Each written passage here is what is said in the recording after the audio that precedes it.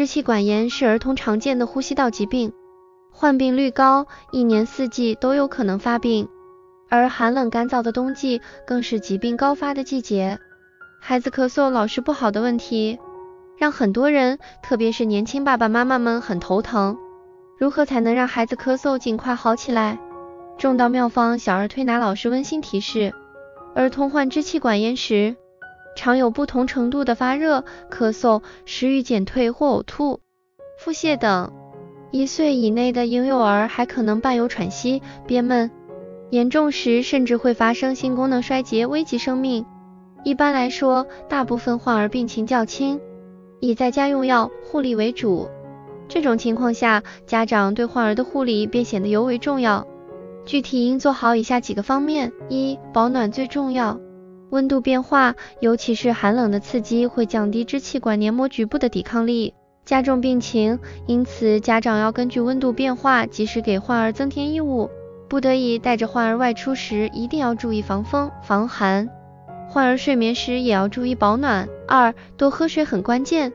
由于患儿有不同程度的发热，水分蒸发的比较多，应注意给患儿多喂水，温度适中的白开水、米汤、蛋汤等均可。3. 补充营养应适当。患儿生病期间营养物质消耗大，发热及细菌毒素等又影响胃肠功能，消化吸收会受到一定影响，因此应该给患儿准备清淡、易消化的流质和半流质食物，稀粥、汤面、水果汁、新鲜蔬菜等都是不错的选择。4. 适时翻身拍背很必要。患儿支气管内分泌物增多时，会有咳嗽、咳痰现象，为促进分泌物快速排出，可以将五指并拢，用空心掌叩击背部，顺序是由下而上，由外向内，促使痰液顺利排出。5. 退热要慎重。如果患者体温在 38.5 摄氏度以下，一般不需要服用退热药物，主要针对病因进行治疗，从根本上解决问题。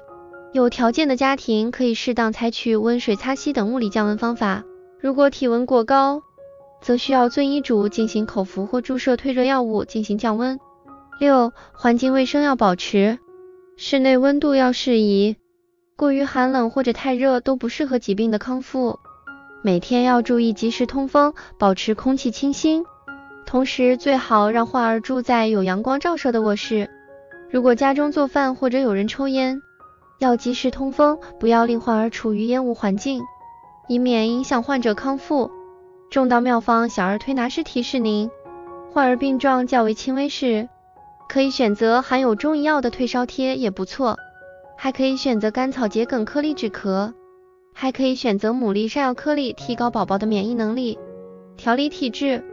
适用范围：儿童风寒感冒以前的咳嗽、发烧、咽喉肿痛等常见不适的预防与调理。